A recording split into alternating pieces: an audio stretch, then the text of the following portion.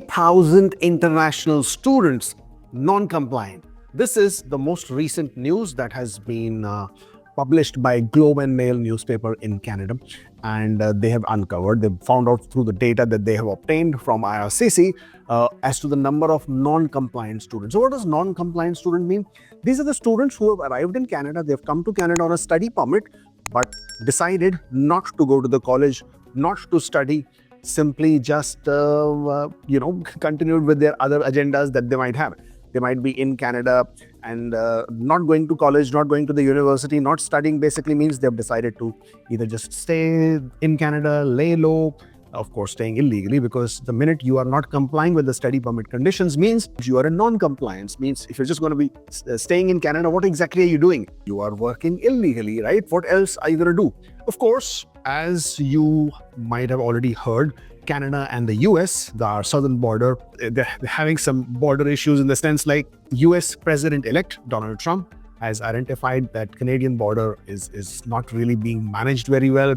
And there are a lot of people who basically illegally come from Canada into the US, and that he has threatened Canada with 25% tariffs if that is not brought under control. Obviously, Canada is going helter-skelter, trying to put lots of new measures in place. Even today in the recent press conference, the Minister of Public Safety and Minister of Immigration, Mark Miller, also jointly announced several measures with regards to better border control. However, it doesn't take away from the fact that lots of international students do make way into Canada overall, and then a lot of them actually are not coming to Canada with the genuine purpose of studying.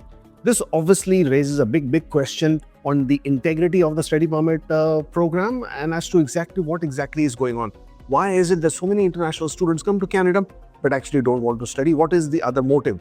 If the other motive is to get PR, but by not studying, how are you going to get PR? A lot of them actually come here and then they have some other agendas in mind. Maybe they might be resorting to some criminal activities, some nefarious activities. They are coming here and then making asylum claims.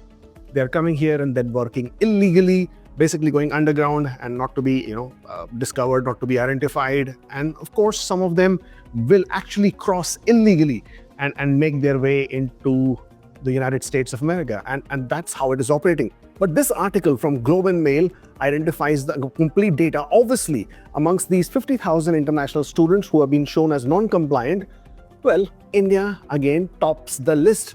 Now, I know India gets a lot of flack for these things time and again, but then out of 644,349, those were the compliant students, they identified 49,676, which is approximately 50,000 international students were non-compliant, means they were not reporting to their colleges or university. And then there are another 23,514 that have not been reported, means they have lost track of them, or they haven't been identified, or the data on that hasn't been shared. So that's really approximately about 70,000 students, which probably are non-compliant or closer to that. Again, as I was saying, India gets a lot of flack for it, but then a lot of international students do come from India. India does form a majority community of international students in Canada. So it's obvious that the number of non-compliant students, whether we like it or not, also happens to be from India. In this case, nearly 20,000 international students that are from India are non-compliant. But the actual percentage is only 5.4%.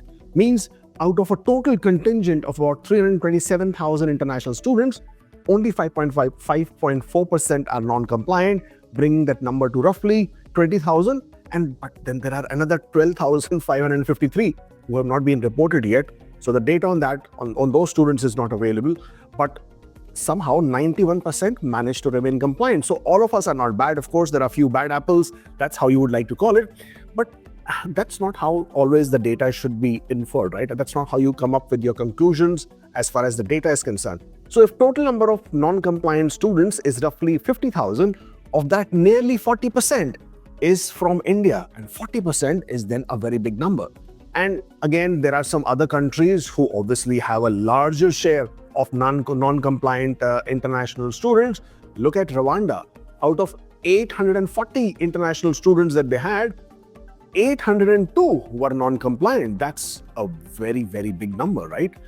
Similarly, you have countries like Algeria, also very high in terms of their percentage as to the how many number of people that are there in Canada at this point of time. Jordan also remains high with 29%. Amongst the other countries who also have a high percentage of non-compliance, you would have Nigeria, you have Ghana, you have Iran, you have Democratic Republic of Congo, you also have Rwanda, then you also have Algeria, Cameroon, and Jordan with 29% amongst other countries. But overall, these numbers remain of a concern. That's a big number, regardless of whatever you might call it. 50,000 is a big number. And not only this, earlier, if you remember, there was another report which said that they have discovered that nearly 10,000 foreign students or international students have a fake or a fraudulent acceptance letter. But this report was also published in November of 2024, but this identified majority of the students from India and some of them, of course, from China as well. And again, lots of students who have come to Canada earlier were identified as having gotten their admission and have come to Canada with a fake and a fraudulent acceptance letter. Now, after the new practices have been put into place, after the new rules have been put into place, IRCC obviously does much stringent checks and is able to identify which documents might be genuine, which might be fake, and therefore this doesn't happen that often. But the point is, there is approximately 10,000 international students in Canada with a fake acceptance letter. In most cases, it's not the student who have committed this fraud. It's usually the unscrupulous agents who are running these scams back in the home country. Obviously, for money, these activities are conducted, but it has also been identified. And there was another report which came out again from India, which said that the Enforcement Directorate had identified that there were some institutions in India who were linked to certain colleges in Canada, and they obviously had alleged links, and this was all leading to human trafficking. Now, this obviously report happened after the investigations, after one family from Gujarat was crossing the border illegally from Canada to the US, and they unfortunately died because of the cold or the extreme harsh weather. That's where the investigations have started, and they did uncover some people, and then they found these links, and the whole network of this whole nexus was identified as to how these people were being lured into being smuggled into the US via Canada. They were coming to Canada as international students on visit visas, and then either they were filing fake asylum claims or then they were being smuggled to the US. Overall, it remains a big concern and obviously raises a big question onto the integrity of the whole program. Why is it that IRCC does not insist on police clearance certificates? We also had some individuals who came to Canada on international students or study permits and then were planning some unscrupulous activities. Those are also caught, those are also identified, and then it was also discovered that they came to Canada as international students. So overall, if you see, this whole international student program is getting beaten up from left, right, and center, right? I hope that at some point of time, IRCC would bring in more stricter, stringent checks in place so that these activities can be curtailed, and that we can go back to having a program where people are actually coming to Canada to study. And of course, if there is a pathway, if there is an opportunity, then they can find a way to become permanent residents and then citizens in Canada. But at this point of time, the whole international student community, I mean, day in, day out, there is something or the other that keeps happening. Obviously, over the last year or so, Canada is trying to curtail the number of international students in Canada, all temporary residents in Canada. There is cappings and restrictions on the international students. Very recently, the spouses of international students, they would not be able to get their work permits. Those kind of announcements have been made as well. Only those students who are studying master's degree of 16 months, some specific professional bachelor's degree or PhD, only those students will now be able to invite their spouses on an open work permit. So those restrictions came into place. And then late last year, there were also restrictions with regards to postgraduate work permit. So not all international students can now get a postgraduate work permit.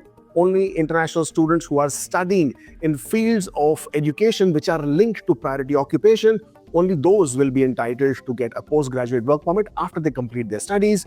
So overall, IRCC is trying to tighten the screws in some manner or the other, but every so often you will always have these news articles that come out, these investigative journalists who bring out all these information, these news, which tells you how the system has been beaten up, only because Canada has always been nice. They've always taken things at the face value.